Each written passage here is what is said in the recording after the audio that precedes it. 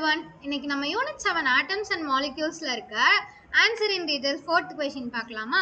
இந்த fourth question என்ன கேக்குது அப்படின்னா, give the salient features of modern atomic theory. Modern atomic theory என்னென்ன சொல்லுது, அதோட என்னென்னலாம் அது describe பண்ணுதுன்னு சொல்லி கேட்டிருக்காங்க. ஃபர்ஸ்ட் மாடர்ன் அட்டாமிக் தியரி அப்படின்னா, இந்த தியரி வர்றதுக்கு முன்னாடி எனக்கு டால்டன்கிற சயின்டிஸ்ட் வந்து ஆட்டம்ஸை பற்றி அவரு ஒரு தியரி போட்டு வச்சிருந்தாரு. ஓகேவா? அந்த தியரியை வந்து ராங்குன்னு ப்ரூவ் பண்ணிட்டு நியூ தியரி வந்துச்சு. எனக்கு டால்டன்லேருந்து வரல, சயின்டிஸ்ட்லேருந்து எனக்கு ஒரு தியரி வந்துச்சு. ஸோ அந்த தியரியை, நியூ தியரியை தான் மாடர்ன் தியரின்னு சொல்கிறாங்க. மாடர்ன் அட்டாமிக் தியரி அது எதை பற்றி சொல்லுச்சுன்னா ஆட்டம்ஸை பற்றி தான் சொல்லுச்சு.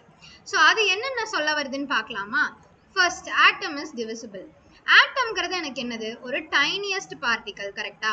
அந்த டால்டன் என்ன சொன்னாரு, அது வந்து ஒரே ஒரு குட்டி பார்ட்டிகல் தான், அதை நம்மளால பிரிக்கவும் முடியாதுன்னு சொன்னாரு. ஆனா சயின்டிஸ்ட் என்ன பண்ணாங்க அப்படின்னா, எனக்கு ஆட்டம்ஸ்குள்ளேயுமே எனக்கு என்ன இருக்கு, சின்ன சின்ன பார்ட்டிகல்ஸ் இருக்குன்னாங்க. அந்த பார்ட்டிகல்ஸ் தான் என்னென்னா எலக்ட்ரான், புரோட்டான், அப்புறம் நியூட்ரான்.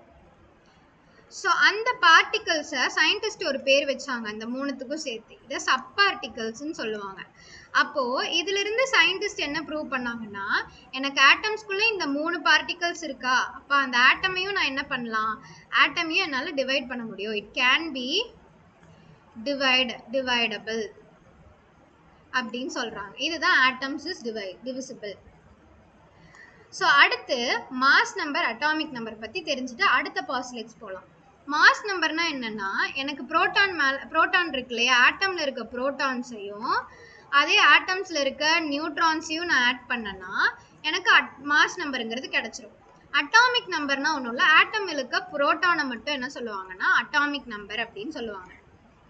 ஐசோடோப்க்கு இதுக்கு என்ன சம்மந்தம்னா, ஐசோடோப் எலமெண்ட்னு எப்படி சொல்லுவாங்க அப்படின்னா, எனக்கு ஒரே எலமெண்ட்டுக்கு எனக்கு சேம் அட்டாமிக் நம்பர் இருந்து டிஃப்ரெண்ட் மாஸ் நம்பர் இருந்துச்சு அப்படின்னா அது என்ன சொல்லுவாங்கன்னா ஐசோடோப் எலமெண்ட்னு சொல்லுவாங்க. ஃபார் எக்ஸாம்பிள், எனக்கு குளோரினுக்கு 2 மாஸ் நம்பர் இருக்கு, ஒன்று 35, இன்னொன்று 37. ஆனால் இதோட அட்டாமிக் நம்பருங்கிறது 17 தான் ரெண்டுத்துக்குமே. ஸோ இது ஐசோடோப்னு சொல்கிறோமா? ஐசோபார்னா அதுக்கு அப்படியே ஆப்போசிட். எனக்கு 2 வேற எலமெண்ட்டுக்கு எனக்கு டிஃப்ரெண்ட் அட்டாமிக் நம்பர் இருக்கும், அதே நேரம் எனக்கு ஒரே மாஸ் நம்பர் இருந்துச்சு அப்படின்னா அதை நான் வந்து ஐசோபார் எலமெண்ட்டுன்னு சொல்லுவேன். ஃபார் எக்ஸாம்பிள், ஆர்கன் எடுத்துக்கிறேன், கால்சியம் எடுத்துக்கிறேன்னு வச்சுக்கோங்களேன். ஆர்கனோட அட்டாமிக் நம்பர், மாஸ் நம்பர் ரெண்டுத்துக்குமே என்னன்னா 40 தான். ஆனால் அட்டாமிக் நம்பர் வந்து ஆர்கனுக்கு 18, கால்சியமுக்கு வந்து 20. ஸோ இதனால நான் அதை ஐசோபார் எலமெண்ட்டுன்னு சொல்லலாம். ஐசோடோன்ங்கிறது என்னன்னா, எனக்கு 2 வேற எலமெண்ட் இருக்கு இல்லையா, அந்த 2 வேற எலமெண்ட்டுக்குமே எனக்கு சேம் நியூட்ரான் இருக்கும். அது அப்படி இருந்துச்சு அப்படின்னா நான் அதை ஐசோடோன் எலமெண்ட்டுன்னு சொல்லுவேன்.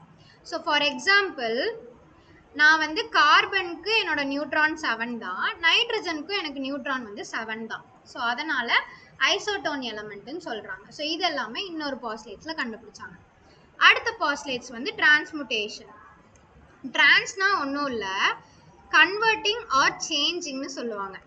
இப்போது எனக்கு நார்மலாக ஒரு எலமெண்ட் இருக்குன்னு வச்சுக்கோங்களேன், அந்த எலமெண்ட் ஏதாச்சும் ஒரு ப்ராசஸ் அண்டர்கோ பண்ணி எனக்கு அனதர் எலமெண்ட்டாக என்ன ஆகும் அப்படின்னா கன்வெர்ட் ஆகும். ஸோ அதை தான் நான் என்ன சொல்கிறேன்னா டிரான்ஸ்முட்டேஷன்னு சொல்கிறேன்.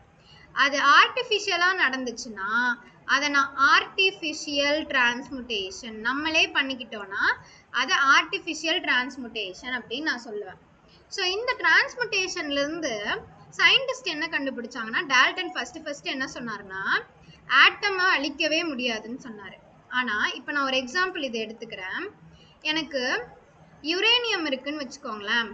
இந்த யுரேனியம் வந்து ரேடியோ டிகே ப்ராசஸ்னு ஒரு ப்ராசஸ் இருக்கு. அந்த டிகே ப்ராசஸ் அண்டர்கோ பண்ணி எனக்கு என்னவா மாறிடும் அப்படின்னா தோரியமா மாறிடும். இந்த டிகே ப்ராசஸ்னா சில எலமெண்ட் அழிஞ்சு போகும். அப்போ இதுல இருந்து எனக்கு என்ன தெரியுது அப்படின்னா, ஆட்டம்ஸுங்கிறது என்னால் என்ன பண்ண முடியும் அப்படின்னா அழிக்க முடியும், கேன் பி destroyed. ஸோ இந்த தியரியுமே டால்டன் வந்து ஆப்போசிட்டா சொன்னாரு. ஸோ அதை ரிஜெக்ட் பண்ணிட்டு இதை அவங்க ப்ரூவ் பண்ணிக்கிட்டாங்க. ஓகேவா? அடுத்து நான் சிம்பிள் ரேஷியோ. இப்போ நான் சிம்பிள் ரேஷியோனா ஒன்றும் இல்லை, எனக்கு இப்போ காம்பவுண்ட் இருக்குன்னு வச்சுக்கோங்களேன். ஃபார் எக்ஸாம்பிள் காம்பவுண்ட்னா ஒன்றும் இல்லை, 2 மாலிக்யூல்ஸ் இருக்கு இல்லையா, 2 மாலிக்யூல்ஸ் ஆர் மோர் மாலிக்யூல்ஸ் சேர்ந்து எனக்கு ஜாயின் ஆகி ஒரு குரூப் ஃபார்ம் ஆகும். அதை தான் நான் காம்பவுண்ட் அப்படின்னு சொல்லுவேன். ஃபார் எக்ஸாம்பிள் H2O இருக்கா, இந்த H2ஓட ரேஷியோ எடுப்போம். H2ஓங்கிறது எனக்கு ஒரு காம்பவுண்ட் தான், ஏன்னா அதில் 2 மாலிக்யூல்ஸ் மேலே இருக்குது, 2 H இருக்கு, ஒரு O இருக்குது, அது ஒரு காம்பவுண்ட் தான். இந்த ரேஷியோ எடுத்தோன்னா எனக்கு H எத்தனை டைம் இருக்குது? 2 டைம் இருக்குது, 2 மடங்கு எனக்கு H இருக்குது. ஓங்கிறது எனக்கு 1 மடங்கு O இருக்குது. அப்போ நான் இதுதான் என்ன சொல்லுவேன் அப்படின்னா ரேஷியோன்னு சொல்லுவேன். ஆனால் இந்த ரேஷியோ சிம்பிளாக தானே இருக்குது, 2:1, பெரிய நம்பர் எல்லாம் கிடையாது. கரெக்டா? ஸோ டால்டன் என்ன சொன்னார், இந்த மாதிரி சின்ன ரேஷியோஸில் தான் எனக்கு என்ன ஆகும் அப்படின்னா காம்பவுண்டுங்கிறதே என்ன ஆகும் அப்படின்னா ஃபார்ம் ஆகும்னு சொன்னார். ஆனால் அதே சயின்டிஸ்ட் என்ன பண்ணாங்கன்னா குளுக்கோஸுங்கிற காம்பவுண்டை எடுத்தாங்க. குளுக்கோஸோட ஃபார்முலா என்னது? C12H22O11. கரெக்டா? ஸோ இதோட நம்ம ரேஷியோ எடுங்களேன், என்னென்ன வரும்? 12 கார்பன் இருக்கு, 22 ஹைட்ரஜன் இருக்கு, 11 ஆக்சிஜன் இருக்கு. அப்போ இது ஒரு பிக்கர் காம்பவுண்ட். கரெக்டா? ஸோ அப்போ காம்பவுண்ட்ஸ் வந்து எனக்கு பிக் ரேஷியோஸ்லயுமே என்ன ஆகும் அப்படின்னா ஃபார்ம் ஆகும் அப்படின்னு சயின்டிஸ்ட் ப்ரூவ் பண்ணாங்க. அதை தான் நான் சிம்பிள் ரேஷியோ. நான்னா என்ன? சிம்பிள் ரேஷியோ இல்லாத ரேஷியோஸுமே எனக்கு இருக்கு அப்படின்னு அர்த்தம். அடுத்து ஸ்மாலஸ்ட் ரியாக்டிவ் பார்ட்டிகல். இந்த ஸ்மாலையும் பார்ட்டிக்கலையும் எடுங்களேன், என்ன நம்மளுக்கு தெரியுது? ஸ்மால் பார்ட்டிக்கல்னா நம்ம என்ன கண்டுபிடிச்சோம்? ஆட்டம்ஸ்ன்னு கண்டுபிடிச்சோமா? என்ன சொல்றாங்கன்னா ஸ்மாலஸ்ட் ரியாக்டிவ் பார்ட்டிகல் என்னதான் ஆட்டம்ங்கிறது ஸ்மால் பார்ட்டிகல்ஸா இருந்தாலும் it take place in every reaction. அதாவது எல்லா ரியாக்ஷன்லயுமே ஆட்டம்ஸ் அப்படிங்கிறது என்னது? ஒரு பேஸாவே இருக்கு.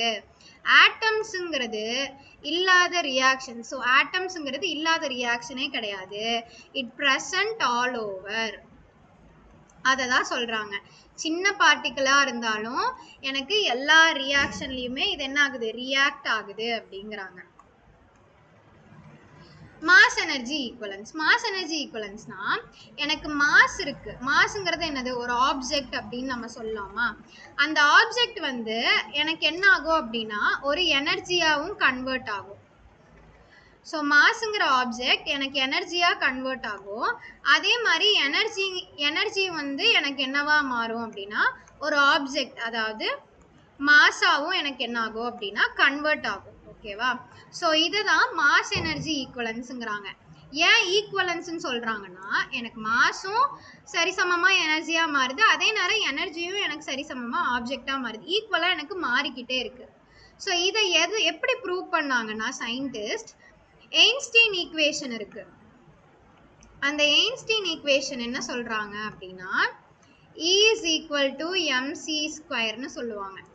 ஈங்கிறது என்னதுன்னா எனர்ஜி, எம்ங்கிறது என்னதுன்னா மாஸ், சிங்கிறது வந்து லைட்டோட ஸ்பீடை சொல்லுவாங்க. ஸோ இதுல இருந்து என்ன தெரியுது? எனக்கு எனர்ஜியும் மாஸும் எனக்கு ஒன்று தான், அதாவது ரெண்டுமே எனக்கு மாறும். ஃபார் எக்ஸாம்பிள் நான் வந்து ஒரு வுட் எடுத்துக்கிறேன். இந்த வுட்டை நான் ஃபயர் பண்ணுறேன். வுட்டுங்கிறது எனக்கு என்னது? ஒரு ஆப்ஜெக்ட் தானே. அந்த வுட்டை நான் வந்து ஃபயர் பண்ணும்போது எனக்கு என்ன கிடைக்கும்? ஹீட்டுங்கிற ஒரு எனர்ஜி எனக்கு கிடைக்குதா? ஸோ இதை தான் என்ன சொல்கிறாங்க அப்படின்னா மாஸ் எனர்ஜி ஈக்குவலன்ஸ் அப்படின்னு சொல்கிறாங்க. இதை எதனால ப்ரூவ் பண்ணாங்கன்னா இந்த ஐன்ஸ்டீனோட ஈக்குவேஷன் வச்சு தான் ப்ரூவ் பண்ணாங்க. இப்போ நம்ம குயிக் ரிவிஷன் பார்த்துடலாம். So atom is divisible. First modern atomic theory Dalton சொன்ன தியரி எல்லாம் தப்பு, அதுலேருந்து புது தியரி சயின்டிஸ்ட் கண்டுபிடிச்சதா மாடர்ன் அட்டாமிக் தியரி. ஓகேவா? இப்போ ஆட்டம் இஸ் டிவிசிபிள். ஆட்டமை என்னால் பிரிக்க முடியும். இந்த 3 சப் பார்ட்டிக்கலாக எனக்கு என்ன பிரிக்க முடியும்னு சொல்கிறது தான் என்ன அப்படின்னா ஆட்டம் இஸ் டிவிசிபிள் அப்படின்னு சொல்கிறாங்க. ஏன்னா என்னால் பிரிக்க முடியுது. ஐசோடோப் அப்படின்னா ஒரு எலமெண்ட்டுக்கு எனக்கு என்ன இருக்கும்? சேம் அட்டாமிக் நம்பர் இருக்கும், ஆனால் டிஃப்ரெண்ட் மாஸ் நம்பர் இருக்கிறதா நான் ஐசோடோப்னு சொல்கிறேன். அதே மாதிரி ஐசோடோன்கிறது எனக்கு டிஃப்ரெண்ட் எலமெண்ட்டுக்கு எனக்கு சேம் நியூட்ரான்ஸ் இருந்துச்சு அப்படின்னா அதை நான் என்ன சொல்கிறேன்? ஐசோடோன் அப்படின்னு சொல்லி சொல்கிறேன். அடுத்து ஐசோபார், அதே தான் எனக்கு டிஃப்ரெண்ட் எலமெண்ட்டுக்கு எனக்கு டிஃப்ரெண்ட் அட்டாமிக் நம்பரும் சேம் மாஸ் நம்பரும் இருந்துச்சு அப்படின்னா நான் அது ஐசோபார் எலமெண்ட்டுன்னு சொல்கிறேன். ஸோ டிரான்ஸ்முட்டேஷன், அடுத்து என்னது? டிரான்ஸ்முட்டேஷன்னா என்னது? எனக்கு ஒரு எலமெண்ட் வந்து இன்னொரு எலமெண்ட்டாக என்ன ஆகும் அப்படின்னா கன்வெர்ட் ஆகும். ஸோ இதை தான் என்ன சொல்கிறாங்க அப்படின்னா டிரான்ஸ்முட்டேஷன்ங்கிறாங்க. இந்த டிரான்ஸ்முட்டேஷனில் இன்னொன்று என்ன கண்டுபிடிச்சாங்க? ஆட்டம்ஸ் இஸ் ஆல்சோ டெஸ்ட்ராயபிள் அப்படின்னு சொல்கிறாங்க. ஏன்னா இன்னொரு எலமெண்ட்டாக மாறும்போது சில எலமெண்ட்ஸ் வந்து டீகே ஆயிரும், இல்லை அழிஞ்சு போயிடும். நான் சிம்பிள் ரேஷியோனா எனக்கு காம்பவுண்ட்ஸ் வந்து பிக் ரேஷியோஸ்லையும் என்ன ஆகும் அப்படின்னா ஃபார்ம் ஆகும்னு சொல்கிறது தான் நான் simple ratio. Smallest reactive particles என்ன சொல்லுது? ஆட்டம் தானே ஸ்மாலஸ்ட் ரியாக்டிவ் பார்ட்டிகல்ங்கிறது. ஆட்டம் வந்து took place in all reactions.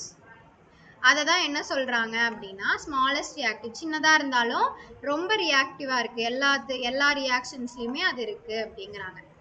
So mass energy equivalence என்ன சொல்லுது? மாஸ் எனக்கு எனர்ஜியாகவும் மாறும், எனர்ஜி வந்து நான் மாஸாகவும் மாற்றிக்க முடியும். ஸோ இதை எதில் ப்ரூவ் பண்ணாங்க அப்படின்னா ஐன்ஸ்டீனோட E = mc² ஈக்குவேஷனில் தான் அதையும் வந்து அவங்க என்ன பண்ணாங்கன்னா ப்ரூவ் பண்ணாங்க. ஸோ அவ்வளோதான். இதை 2 மார்க்ஸ்லையுமே கேட்பாங்க. பாஸ்லேட்ஸ் வெறும் 8 பாஸ்லேட்ஸ் எழுதுனாலும் 2 மார்க்ஸில் மார்க் கிடைக்கும். ஸோ அவ்வளோதான். எல்லாத்துக்கும் புரிஞ்சிருக்கும்னு நினைக்கிறேன். தேங்க்யூ.